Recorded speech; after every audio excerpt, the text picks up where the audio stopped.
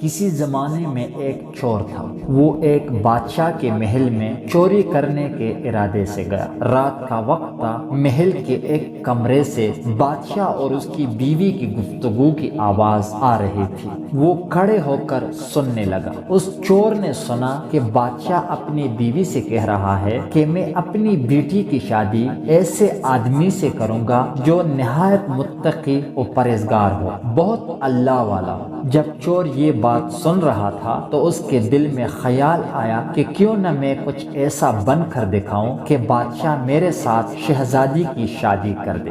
دل میں ایک ہرس پیدا ہو گئی۔ اب وہ چوری کرنا تو بھول گیا تھا، لیکن دھوکہ دینے پر اتر آیا اور گھر جا کر بہت دیر تک سوچنے لگا کہ کس طرح میں اس بات میں کامیاب ہو سکتا ہوں۔ پھر ایک تدبیر اس کی ذہن میں آئی کہ بادشاہ کے محل کے قریب ایک مسجد ہے، اس میں جا کر بزرگانہ لباس پہن کر اور ان کی وضع قطع اختیار کر کے وہاں دن رات عبادت میں مشغول ہو کر بیٹھ جاؤں گا تو شاید یہ بات بادشاہ تک ضرور پہنچے گی کہ کوئی آدمی یہاں ایسا متقی اور پرہیزگار ہے جو دن رات اللہ کی عبادت میں مصروف ہے، تو ہو سکتا ہے کہ بادشاہ کی نگاہ میرے اوپر پڑ جائے اور میں شہزادی سے شادی کے لیے چن لیا جاؤں۔ یہ اس چور کا ایک نہایت حقیر اور ذلیل دنیاوی مقصد تھا جس کے لیے اس نے یہ ارادہ کیا۔ پھر اس نے اپنے پروگرام کے مطابق بزرگانہ لباس و پوشاک وضع قطع اختیار کر کے اس مسجد میں جا کر نمازوں پر نمازیں،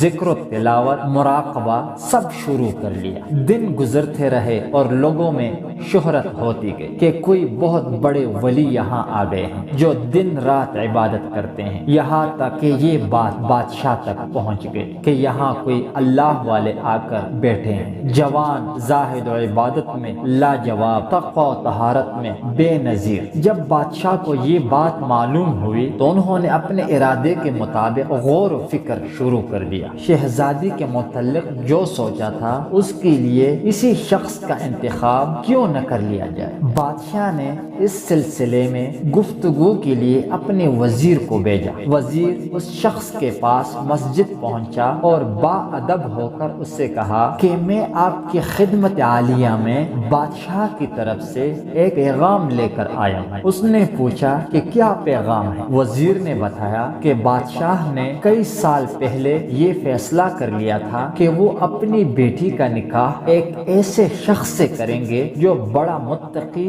اور پرہیزگار ہو، اللہ والا ہو، اور اس کی تلاش میں تھے۔ اب ان کا انتخاب آپ پر آ کر رک گئی ہے، لہٰذا بادشاہ نے مجھے بھیجا ہے کہ اس سلسلے میں آپ سے گفتگو کروں۔ یہ شخص جو دراصل اسی تمنا و آرزو میں یہاں آ کر بیٹھا تھا بہت دیر تک وزیر کی گفتگو سنتا رہا۔ اس کے بعد اس کی آنکھوں سے آنسو جاری ہو گئے۔ وزیر نے پوچھا کہ کیا بات ہے؟ تو کہنے لگا کہ آج جو پیغام لے کر آپ آئے ہیں یہ پیغام مجھے منظور نہیں ہے۔ وزیر نے کہا کہ کیوں منظور نہیں؟ اس شخص نے کہا کہ دیکھیے میں صاف صاف بات آپ کو بتاتا ہوں کہ میں اصل میں ایک چور تھا اور ایک مرتبہ بادشاہ کے محل میں چوری کے ارادے سے گیا تھا، پھر جو کچھ بھی ہوا اس کو سنایا، اور اس کے بعد اس چور نے کہا کہ میں نے تو یہ وضع قطع اس ہرس کی وجہ سے اختیار کی تھی، لیکن میں یہاں آ کر بیٹھا تو میرے خدا نے مجھے اپنا بنا لیا۔ اب بس